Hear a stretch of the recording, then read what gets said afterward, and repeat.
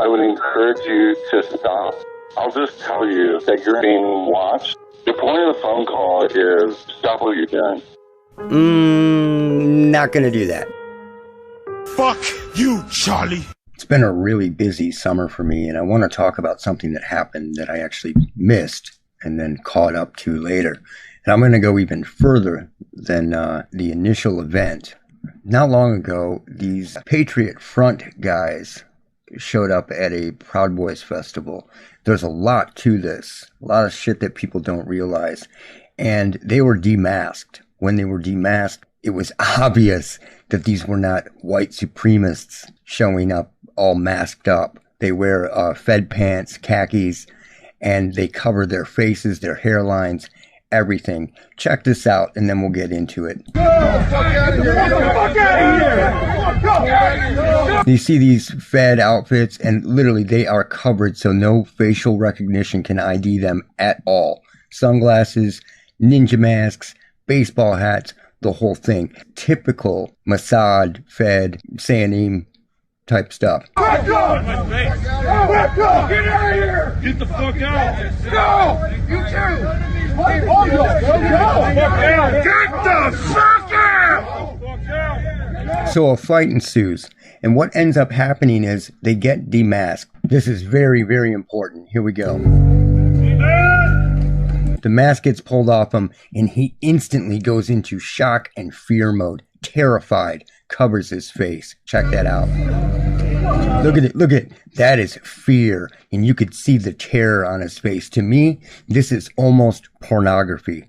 Because whether or not I agree with what any of these people are doing, when you go into an event to subvert another group of people and the aim is to make them look like criminals or worse than they are or whatever, you are a piece of shit.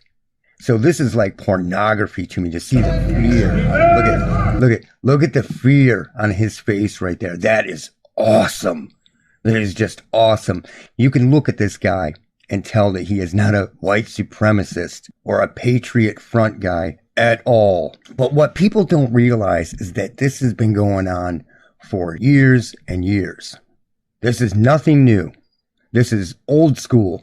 They pretend to be racists online. The horrible people, they go and type, all blank must die, right? And then their buddies go to those places and then screen cap the comments and then make a whole news article on it to get these video sites taken down or censored or targeted or whatever. You have groups of them pretending to be Christians. They're everywhere. You have people on TI channels pretending to be TIs. And you can tell that they're not because of what they talk about, and they're totally obsessed with Nazis. They're always obsessed with Nazis. It is very obvious when you study these people who they are, what they do, and why they're doing it. And they get paid to do this kind of shit. This person right here, I'm not going to name him because they'll come after my channel, but it turned out that he was an aspiring Fed. So he's either working Fed, Mossad, or a private agency that is doing the same kind of stuff, like the Cubes. So that's what's going on. But let me give you a background on this. This started a long time ago, and one of the most famous ones began in the late 70s, like 78, when they moved into Skokie, Illinois, right before a bunch of media stuff began. Skokie's 70,000 middle-income people have attracted a lot of business, but Skokie has also attracted a neo-Nazi group and a lot of controversy. The National Socialist Party headquarters are on the other side of town, far away from Skokie, but the distance hasn't eased the tension. Party members have made Skokie a target. And the scary lead Nazi was a guy named Frank Collins, who led all these Nazis marching through Jewish neighborhoods to scare everybody and show you, that Nazis were alive, that they were marching through the streets of America. Well, it turned out that Frank Collins wasn't really Frank Collins. Frank Collins' name was actually Frank Cohen, and his dad was a Holocaust survivor. This is nothing new. In the 1990s, a scary Nazi entered the scene, and his name was Davis Wolfgang Hawk. And he spouted all the typical Nazi stuff and had all the paraphernalia and all the stuff to scare the shit out of people that Nazis were coming in. And as time went by, it turned out that Davis Wolfgang Hawk wasn't really Davis Wolfgang Hawk. His name was really Andrew Britt Greenbaum. He ended up being the guy that did the big penis pill spam thing. And I'm sure you remember that from the late 90s, getting emails all the time for penis pills, right? That was the guy. So he went from Nazi to penis pill pusher after the Nazi thing didn't pan out, or once the operation was done. So this is nothing new. That guy getting busted, terrified. It's so glorious. I could watch it over and over. In fact, let's loop his terror a few times.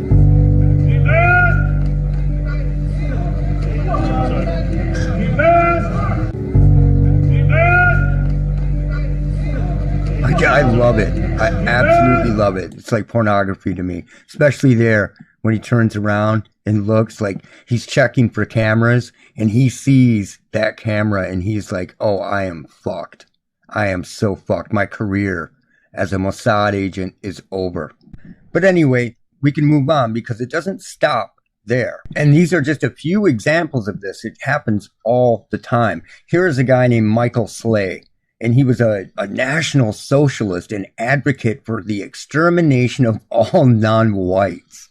He has written for the Daily Stormer and the rightstuff.biz, right? This guy sounds scary and hardcore. As it turned out, he ran a bunch of different sock puppets. And these sock puppets did everything from try to talk Arabs into building bombs and doing things to writing for the Times of Israel and saying that all Palestinians must be exterminated. Really horrible, hardcore stuff, right?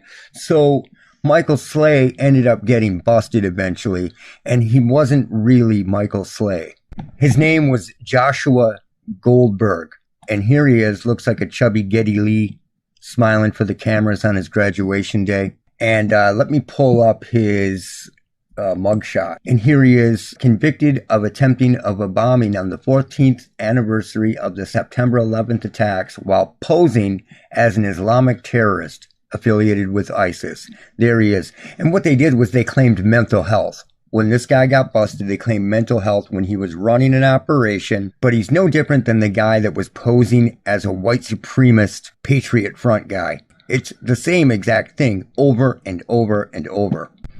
Here's our boy after he got busted with his hands up. And it says here that after graduation, he plans to work for the government. They are out there in real life operating in the three-dimensional space. But I am telling you, there is 10 times the amount of them online because they're bad enough in 3D, right? They're bad enough at their jobs. In the online space, they're even worse.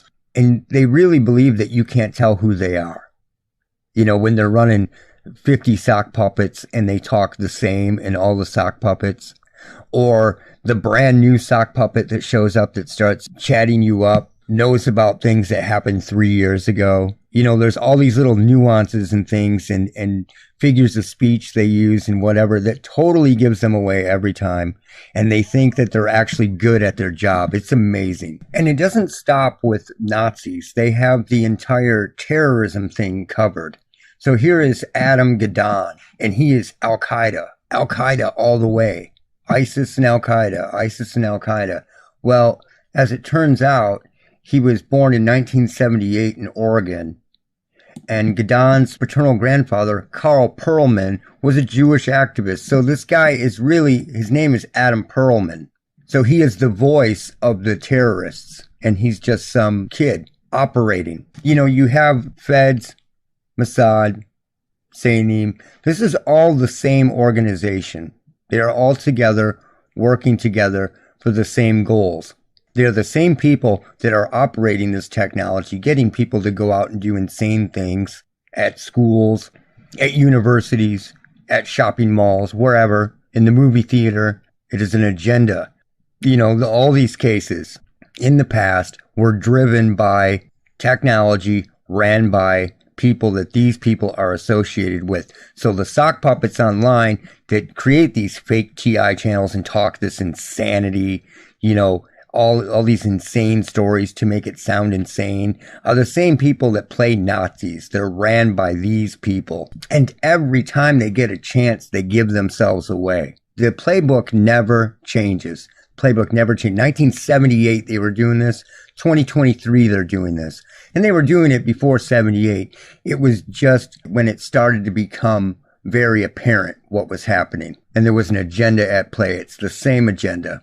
And the fake TI channels are very unique. They're the only ones that respond to their own comments, their own videos. It's a mirage, and they create these insane narratives where they blend gang stalking and RF weapons into the same thing all the time. They work really hard at that. So they create accounts and then they pick on those accounts. But their goal is to make everything sound as insane as possible and to blend narratives together that RF weapons are gang stalking and gang stalking is RF weapons, and create confusion and make it as scary as possible for people. There's no way out, and all these people are doing this to you, and it's the neighbors is a big one. They want everyone to think it's their neighbors are doing it to them. Just make it as fearful and crazy sounding as possible. That's their goal.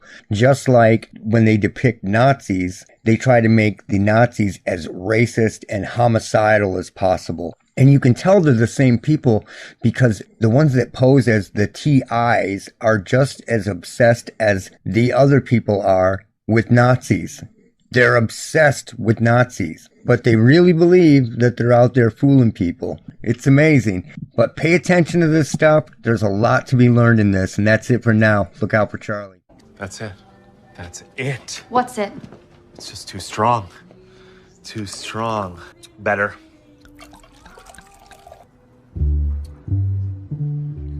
Perfect.